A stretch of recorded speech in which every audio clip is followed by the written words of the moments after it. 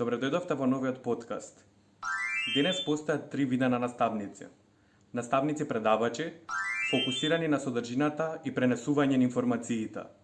Вториот тип се наставници тренери, фокусирани и на содржината и на процесот, но и на развивање на вештините кај учениците. И наставници фасилитатори, фокусирани на процесот, но и на учење на учениците како самите да дојдат до информациите. Денес во Македонија преовладуваат наставници предавачи, но квалитетот на образованието значително би се подобрил доколку се трансформираат во наставници фасилитатори. Денес зборуваме со Александра Блажевска, наставник по хемија и природни науки, наградуван ментор наставник, ЦЕФ обучувач и учесник во голем број Еразмус проекти. Александра, каков е вашиот став за образованието денес? Многу тешко прашање деновиве кога станува збор за образованието, но во секој случај образованието е најважната алка во општеството бидејќи ги подготвува едните генерации, така што мојот став е образование квалитетно, да, сега и веднаш. Како би влијала трансформацијата на наставниот кадар од предавачи кон фасилитатори врз квалитетот на образованието? Дефинитивно сметам дека ќе го подобри квалитетот, бидејќи во време на достапност на информации, наставникот како единствен извор на информација веќе не е интересен и забавен за учениците.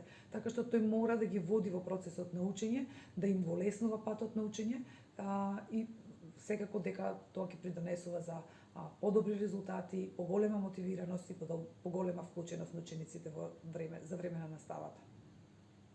На кој начин сметате дека може да дојде до оваа трансформација на наставниците?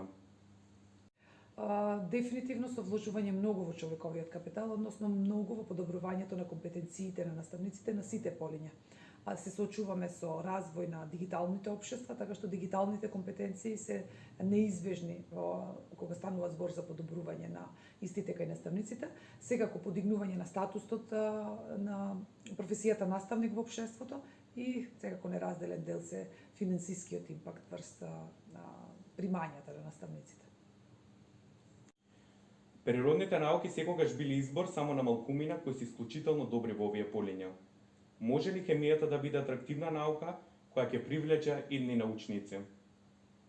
Секако дека може да биде атрактивна и тоа би се случило доколку им се возможи на учениците повеќе активности во смисла на експерименти на часовите, односно искуствено учење. Кога хемијата се учи таква како што е, односно само теоретски, станува тешка и неинтересна за нив. Но кога ќе се вклучи експерименталната работа и учењето со искуство, односно преку стекнување на искуство, дефинитивно ќе биде интересна и избор на повеќе емина ученици.